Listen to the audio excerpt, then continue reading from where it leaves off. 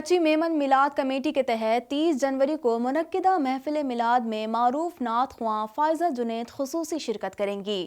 منتظمین کی خواتین سے بابرکت محفل میں بھرپور شرکت کی اپیل۔ مزید جانتے ہیں اس رپورٹ میں۔ کچی میمن میلاد کمیٹی بھیم پورہ کراچی کے زیر انتظام خواتین کے لیے 165ویں ماہانہ محفل میلاد 30 جنوری بروز ہفتہ شام 4 بجے کچی میمن جماعت خانہ بھیم پورہ بالمقابل رسالہ پولیس اسٹیشن منعقد کی جائے گی۔ خواتین کے لیے منعقدہ محفل میلاد مصطفیٰ میں درود السلام اور نعت رسول مقبول کا اہتمام کیا گیا ہے۔ محفل میلاد میں معروف نعت خواں فائزہ جنید خصوصی شرکت کریں گی۔ کچی میمن میلاد کمیٹی بھیم پورہ نے خواتین سے اپیل کی ہے کہ وہ بہنوں اور بیٹیوں کے ہمراہ اس بابرکت محفل میلاد مصطفیٰ میں شرکت کر کے فیض و برکات سے مستفید ہوں۔ واضح رہے کہ کچی میمن میلاد کمیٹی بھیم پورہ کے زیر اہتمام ہر ماہ محفل میلاد کا انعقاد کیا جاتا ہے۔ اگلی ماہانہ محفل نعت کا انعقاد 30 جنوری کو محفل کے اختتام پر کیا جائے گا۔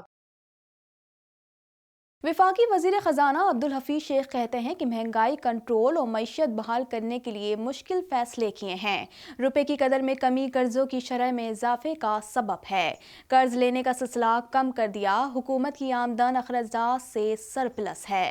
مزید جانتے ہیں اس رپورٹ میں۔ وفاقی وزیر خزانہ عبدالحفیظ شیخ کا کہنا ہے کہ مہنگائی ختم کرنے میں وقت لگے گا۔ ملک کو معاشی بحران سے نکالنے کے لیے IMF کے پاس جانا پڑا۔ حکومت نے ملک کی معیشت کو بحال کرنے کے لیے سخت اور مشکل فیصلے کیے۔ روپے کی قدر میں کمی قرضوں کی شرح میں اضافے کا سبب ہے۔ ماضی کے 6000 ارب سود میں دیے۔ ماضی کے قرضے اور سود کی ادائیگیاں نہ کرنی پڑتی تو ہمیں مزید قرضے نہ لینے پڑتے۔ سینیٹ اجلاس میں اظہار خیال کرتے ہوئے وفاقی وزیر خزانہ کا کہنا تھا کہ ہمیں زبردست اقتصادی بحران ورثے میں ملا۔ سابق حکومت کی ڈالر کو جان بوجھ کر سستا رکھنے کی پالیسی سے بہت نقصان ہوا۔ ہمیں بحران کے حل کے لیے مجبوری میں IMF کے پاس جانا پڑا۔ وزیر خزانہ نے کہا کہ درآمدات اور برآمدات میں فرق 35 ارب ڈالر ہو گیا تھا۔ مہنگائی ختم کرنے میں وقت لگے گا۔ اس کے لیے حکومت نے متعدد سخت اور مشکل فیصلے کیے۔ حفیظ شیخ کہتے ہیں کہ حکومت نے فوجی اخراجات کو منجمد کیا اور ملازمین کی تنخواہوں میں اضافہ نہیں کیا۔ بجٹ کے سوا کوئی سپلیمنٹری گرانٹ جاری نہیں کی۔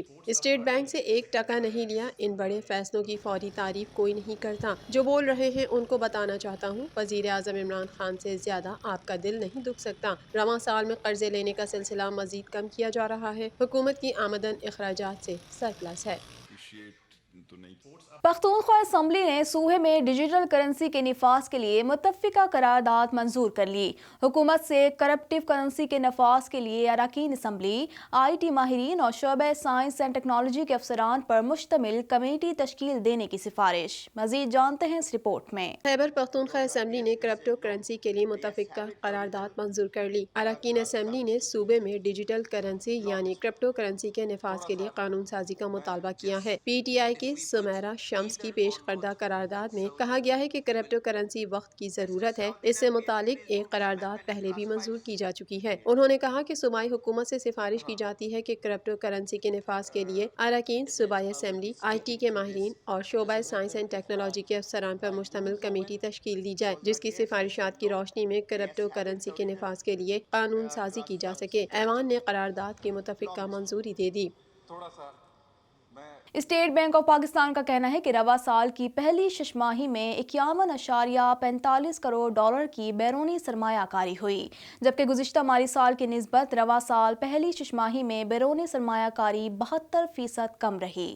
مزید تفصیلات جانتے ہیں اس رپورٹ میں۔ پاکستان میں دسمبر 2020 کے مہینے میں 20 کروڑ 24 لاکھ ڈالر کی بیرونی سرمایہ کاری ہوئی۔ اسٹیٹ بینک آف پاکستان نے بیرونی سرمایہ کاری کے حوالے سے ایک رپورٹ میں کہا ہے کہ گزشتہ ماہ ملک میں 20 کروڑ 24 لاکھ ڈالر کی بیرونی سرمایہ کاری ہوئی ہے۔ رپورٹ کے مطابق ملک کے نجی شعبے میں زیادہ سرمایہ کاری ہوئی جو 13.48 کروڑ ڈالر رہی، جبکہ سرکاری شعبے میں 6.77 کروڑ ڈالر کی سرمایہ کاری ہوئی۔ SBP کا کہنا ہے کہ رواں سال کی پہلی شش ماہی میں 51.45 کروڑ ڈالر کی بیرونی سرمایہ کاری ہوئی ہے، جبکہ گزشتہ مالی سال کے نسبت رواں سال پہلی شش ماہی میں بیرونی سرمایہ کاری 72% کم رہی۔ جولائی سے دسمبر کے دوران براہ راست سرمایہ کاری 30% کم ہو کر 95 کروڑ ڈالر رہی۔ 6 مہینے میں اسٹاک ایکسچینج سے 24 کروڑ ڈالر کی سرمایہ کاری نکالی گئی۔ رپورٹ کے مطابق 6 ماہ میں نجی شعبے میں 70.83 کروڑ ڈالر کی سرمایہ کاری ہوئی۔ سرکاری شعبے سے 6 ماہ میں 19.38 کروڑ ڈالر کی سرمایہ کاری نکالی گئی۔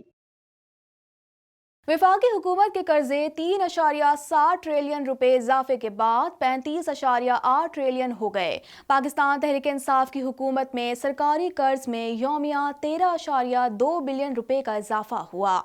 मजीद जानते हैं इस रिपोर्ट में। स्टेट बैंक ऑफ पाकिस्तान के आदाद शुमार के मुताबिक वफाकी हुकूमत के कर्जे जो नवंबर 2019 में 32.1 ट्रिलियन रुपए थे, नवंबर 2020 में बढ़कर 35.8 ट्रिलियन रुपए हो गए। इस तरह कर्जों में एक साल के दौरान 3.7 ट्रिलियन रुपए का इजाफा हुआ। 35.8 ट्रिलियन रुपए की इस रकम में आलमी मालियाती फंड से लिया गया कर्जा शामिल नहीं है। इमरान खान ने मसनद इक़्तिदार संभाली तो उस वक्त वफाकी हुकूमत पर 24.2 ट्रिलियन रुपए का कर्ज वाजिबुल अदा था। इस तरह PTI के दौरे हुकूमत में सरकारी कर्ज में यौमिया 13.2 बिलियन रुपए का इजाफा हुआ है। स्टेट बैंक के मुताबिक एक साल के दौरान वफाकी हुकूमत के मकामी कर्जे 2.7 ट्रिलियन रुपए इजाफे से 24.1 ट्रिलियन रुपए हो गए। मरकजी बैंक के मुताबिक वफाकी हुकूमत के तवील मुद्दती कर्जों में ज्यादा इजाफा देखने में आया। तवील मुद्दती कर्जे 16.6 ट्रिलियन से बढ़कर 19.1 ट्रिलियन रुपए हो गए। इसकी वजह हुकूमत का मुख्तसर मुद्दती कर्जों को तवील मुद्दती कर्जों में तब्दील करने का फैसला था।